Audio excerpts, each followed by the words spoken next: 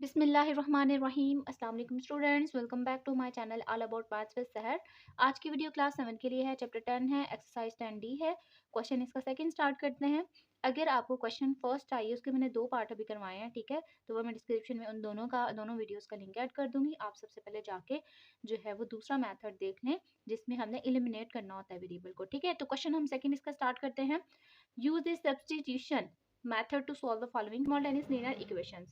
यानी कि अब हमने क्या करना है, इन इक्वेशन को सॉल्व करने के लिए हमने कौन सा मेथड यूज करना है, सब्स्टिट्यूशन का। अब सब्स्टिट्यूशन का मेथड ये होता है कि हम जो है वो किसी एक वेरिएबल की अनकम्प्लीट, अभी कंप्लीट नहीं होती, वो हम उसकी फॉर्म निकाल लेते हैं और उसको फिर सब्स्टिट्यूट यानी कि दूसरी इक्वेशन में पुट करते हैं और फिर एक का आंसर आ जाता है। तो सबसे पहले आपने क्या करना है, इनको नेम दे देने हैं इक्वेशंस के। First equation and second equation, ठीक है। मैंने दोनों इक्वेशंस को लिया, उनको लिखा और उनको क्या कर दिया, दोनों को नेम दे दिया सेपरेट सेपरेट। अब आपने देखना है कि आपको कौन सी ऐसी इक्वेशन जो नजर आ रही है जो इजी है, यानी कि जो देखने में बहुत आसान सी और सिंपल सी लग रही है, जिसको हम जो है वो किस फॉर्म में कर सकते हैं, इजीली हम एक वेरिएबल उसमें से निकाल सकते हैं। अगर मैं इसकी बात करूँ तो इसमें अगर मुझे x चाहिए, ठीक है, तो सबसे पहले तो मुझे y को उस साइड पे ट्रांसफर करना पड़ेगा, यानी कि 10 माइनस वाई, और फिर से ये 3 भी है, 3 यहाँ पर मल्टीप्लाई हो रहा है और इक्वालिटी की दूसरी साइड पे जाके होल में, यानी कि 10 माइनस वाई के नीचे 3 जो है वो आके डिवाइड हो जाएगा, ठीक है। एक ये काम है। दूसरा काम हमें बहुत आसान सा और सिंपल सा नजर आ रहा है। हमें x की वैल्यू चाहिए, ठीक है, तो यहाँ पे सेपरेट जो है वो क्या है, माइनस वाई है, तो y उस साइड पे जाके क्या हो जाएगा, प्लस हो जाएगा। अब आप पे डिपेंड कर रहा है कि आप कौन सी वैल्यू निकाल रहे हैं, जो आसानी से निकल सकती है वैल्यू आप वो निकाल लें। लेट करें अगर आप फर्स्ट में से निकालना चाह रहे हैं तो y की निकाल लें, x को उधर जाके जो है वो सिंपल 3x माइनस कर दें, ठीक है।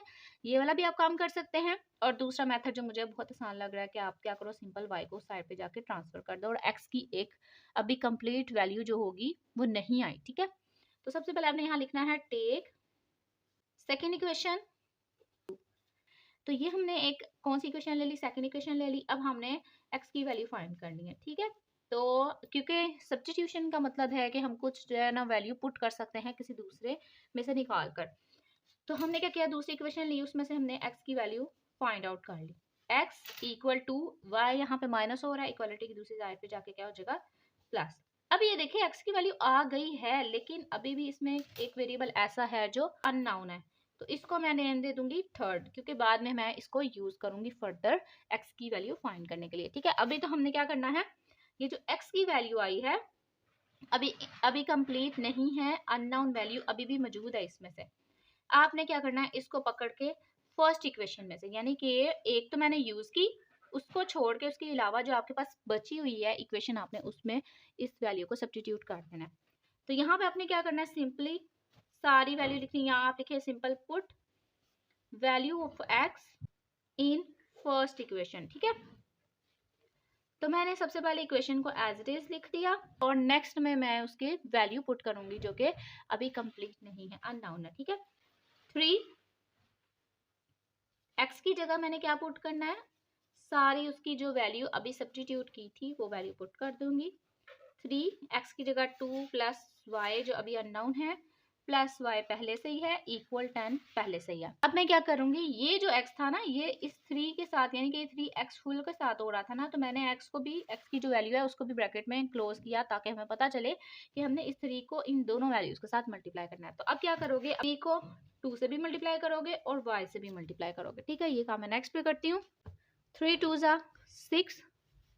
अब y के साथ कोई कोफिशिएंट नहीं है, तो हमें पता है कौन सा कोफिशिएंट है, यहाँ पे 1।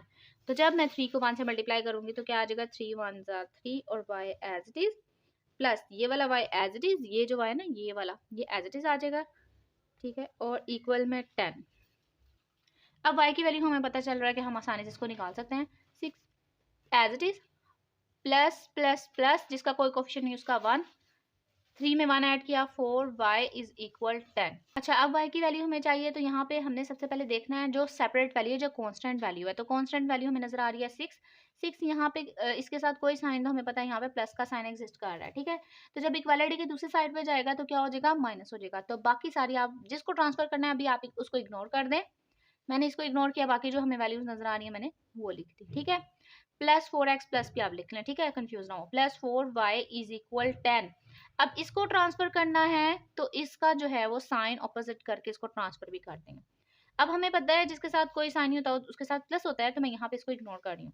10 में से जब मैं 6 निकालूंगी तो 4 आ गया, ठीक है, और साइन जब वो बड़ी वैल्यू का प्लस है तो वो लगाए या ना लगाए, इट्स ओके। अब यहाँ पे हमें y की वैल्यू चाहिए, तो यहाँ पे 4 y के साथ मल्टीप्लाई हो रहा है। यहाँ पे कोई साइन नहीं है लेकिन हमें पता है ये आपस में मल्टीप्लाई हो रहा है। 4 यहाँ मल्टीप्लाई हो रहा है, इक्वालिटी की दूसरी साइड पे जाके क्या हो जाएगा, डिवाइड। तो मैंने पहले सारी वैल्यू एज इट इज लिख दी, जिसको ट्रांसफर करना था उसको इग्नोर करके बाद में इसको डिवाइड कर दिया। कट किया तो y की वैल्यू आ गई हमारे पास 1, ठीक है, एक वेरिएबल की वैल्यू आ गई हमारे पास। अब आपने सिंपली क्या करना है, जो आपने वैल्यू सब्स्टिट्यूट की थी यानी कि जो आपने अननोन वैल्यू बनाई थी x की, अब उसमें y की वैल्यू पुट करो और x की वैल्यू आ जाएगी। अब सिंपल आप लिखोगे पुट y इज इक्वल 1, या वैल्यू ऑफ y भी आप सिंपल लिख सकते हो, put y is equal 1 in third equation. और थर्ड इक्वेशन हमारे पास क्या है, x is equal 2 plus y। अब मैंने इसमें वैल्यू पुट कर देनी है किसकी, y की, प्लस y की जगह मैं लिख दूंगी 1, और यहाँ पे हम जब इसको ऐड करेंगे तो हमारे पास आ गया 3। इसको देखने का कि आपकी वैल्यू करेक्ट है, आपका आंसर करेक्ट है कि नहीं, आप सिंपली क्या करो, x और y की वैल्यू लो, आप किसी एक इक्वेशन में पुट करो और देखो कि आपका आंसर इक्वल आ रहा है कि नहीं। जैसे x माइनस वाई है और इज इक्वल 2 है, यानी कि जब मैं x और y को माइनस करूंगी तो हमारे पास आंसर क्या आना चाहिए, 2। x की वैल्यू 3 है, y की वैल्यू 1 है, x में से 3 में से 1 निकाला तो 2 इज इक्वल 2। यस, हमारे पास जो आंसर आए हैं दोनों करेक्ट हैं।